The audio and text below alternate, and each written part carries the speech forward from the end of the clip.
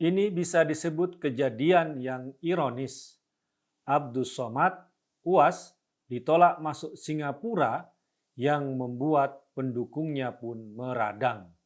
Tapi Prabowo Subianto dan Sandiaga Uno malah terima dan menyambut hangat kunjungan Menteri Keuangan dan Menteri Perdagangan dan Industri Singapura. Padahal dalam pemilu 2019, Somad bisa disebut sebagai buzzer politik bagi pasangan Prabowo Sandi kala itu. Ketika Somad mengajak pendukungnya memboikot Singapura agar tidak pelesiran ke sana, Prabowo malah mengatakan Singapura adalah negara sahabat dan mitra strategis bagi Indonesia. Dan Sandi malah mengaku tidak mau bersaing dengan Singapura, tapi mengajak Singapura berkolaborasi pariwisata dan berharap ada investasi dari Singapura. Aduh Somad. Fatwa itu pendapat. Fatwa bisa didebat. Fatwa tidak mengikat. Fatwa itu opini, tidak suci, meniscayakan toleransi. Dan sebaik-baik fatwa, suara hati nurani. Inilah Fatwa Guntur Romli. Assalamualaikum warahmatullahi wabarakatuh. Salam sejahtera untuk kita semua. Shalom, shalom aleichem, om swastiastu, namo buddhaya, rahayu, salam Nusantara.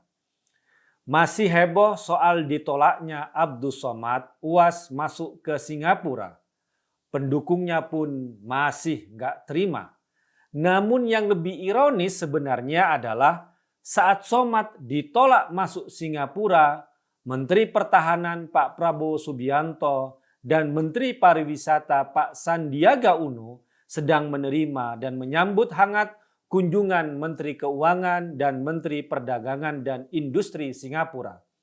Khususnya Menteri Keuangan Singapura bernama Lawrence Wong yang disebut-sebut kandidat terkuat yang akan mengganti Perdana Menteri Singapura saat ini, Lee Hsien Loong, yang berusia 70 tahun, yang sudah memimpin Singapura selama 18 tahun sejak tahun 2004. Lawrence Wong adalah pemimpin dan bintang muda dari politisi-politisi generasi keempat di PAP, People's Action Party, atau Parti Tindakan Rakyat, parpol berkuasa di Singapura saat ini. Sementara Lee Hsien Loong, Sekjen PAP saat ini yang juga Perdana Menteri Singapura, merupakan tokoh politisi PAP dari generasi ketiga. Munculnya Lawrence Wong yang merupakan anak asuh dan kader Lee Hsien Loong menandakan telah terjadi regenerasi politik di PAP yang diprediksi akan membawa transisi kepemimpinan di Singapura. Kenapa saya sebut ditolaknya Somad dan disambutnya dua menteri Singapura oleh Prabowo dan Sandi sebagai hal yang ironis? Masih segar dalam ingatan kita, dalam Pilpres 2019, Somad tak lebih sebagai buzzer politik bagi pasangan Prabowo Sandi saat itu. Bahkan Somad membawa cerita seorang ulama yang tidak dia sebut namanya, yang katanya sudah bermimpi 5 kali bertemu Prabowo. Momen itu pun membuat Pak Prabowo terharu dan berlinangkan air mata, yang videonya sesekali masih lewat di media sosial hingga saat ini. Namun setelah Pilpres 2019 selesai, yang kita tahu semua hasil dan perjalanannya, alhamdulillah Pak Prabowo dan Pak Sandi bergabung dengan pemerintahan Pak Jokowi untuk mengakhiri polarisasi politik akibat ketegangan Pilpres 2019.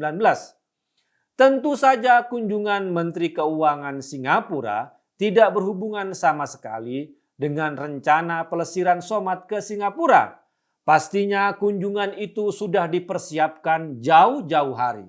Apalagi bagi seorang yang bisa disebut sebagai putra mahkota bagi kepemimpinan Singapura selanjutnya.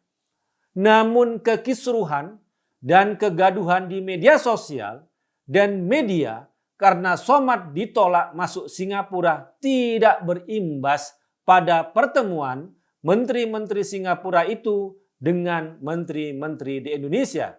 Tak hanya bertemu dengan Prabowo dan Sandiaga Uno, Lawrence Wong juga bertemu dengan menteri-menteri yang lain, pejabat negara dan pemimpin daerah.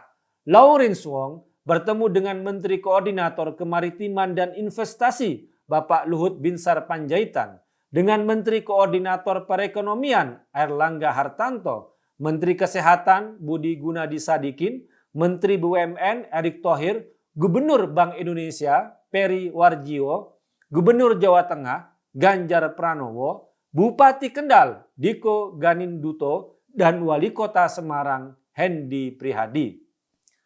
Saat bertemu dengan Menhan Pak Prabowo, Lawrence Wong mengaku mendapatkan sambutan yang hangat. Mereka berdua berbicara tentang hubungan bilateral antara Indonesia dan Singapura yang sangat erat. Senang bahwa kami telah mempertahankan hubungan tingkat tinggi selama bertahun-tahun dan selama pandemi, kata dia. Pak Prabowo juga menyebut Singapura merupakan negara sahabat dan mitra strategis Indonesia. Indonesia memandang Singapura sebagai negara sahabat dan mitra strategis yang penting. Salah satu negara tetangga terdekat yang memiliki arti penting bagi kepentingan nasional maupun kepentingan regional Indonesia, kata Pak Prabowo. Pak Prabowo pun berharap kerjasama dan persahabatan antara Indonesia dan Singapura dapat terus dipertahankan dalam semangat persaudaraan dan prinsip saling menghormati. Mengingat kedua negara memiliki banyak persamaan kepentingan antara satu sama lain. Pak Prabowo juga optimistis kerjasama pertahanan kedua negara akan terus meningkat di masa-masa yang akan datang. Kerjasama pertahanan tersebut misalnya di bidang pendidikan dan pelatihan seperti pertukaran perwira staf dan komando pelayanan maupun operasi atau latihan bersama yang disebut Safkar Indopura. Sedangkan Sandiaga Uno, Menteri Pariwisata dan Ekonomi Kreatif, menerima dan menyambut hangat dua menteri Singapura sekaligus, Menteri Keuangan Lawrence Wong dan Menteri Perdagangan dan Industri Singapura Gan Kim Yong pada hari Rabu 18 Mei kemarin.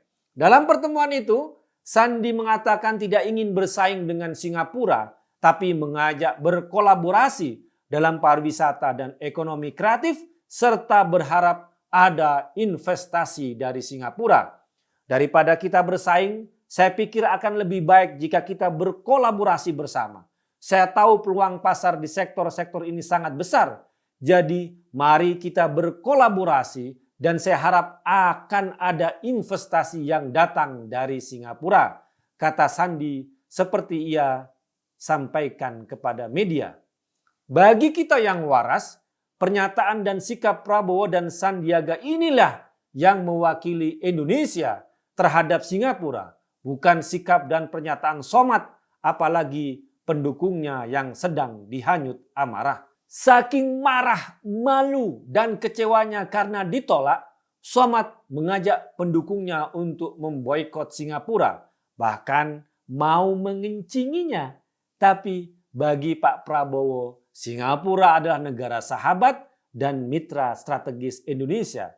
Sementara Sandiaga Uno pun mengajak Singapura berkolaborasi dengan Indonesia dalam sektor pariwisata dan ekonomi kreatif serta berharap ada investasi dari Singapura. Sebagai penutup, saya ingin mengutip pernyataan Pak Muhadjir, Menko Pembangunan Manusia dan Kebudayaan PMK, saat ditanya soal ditolaknya Somad oleh Singapura agar menjaga lidah, menjaga mulut agar tidak diusir tetangga. Ini pernyataan yang sangat tepat karena Somad ditolak Singapura karena ceramah-ceramahnya yang dinilai ekstrim dan merendahkan agama yang lain. Saya teringat sebaris mahfudzat yang diajarkan di pesantren, salamatul insan fi hifdil lisan. Keselamatan manusia tergantung bagaimana ia menjaga lidahnya.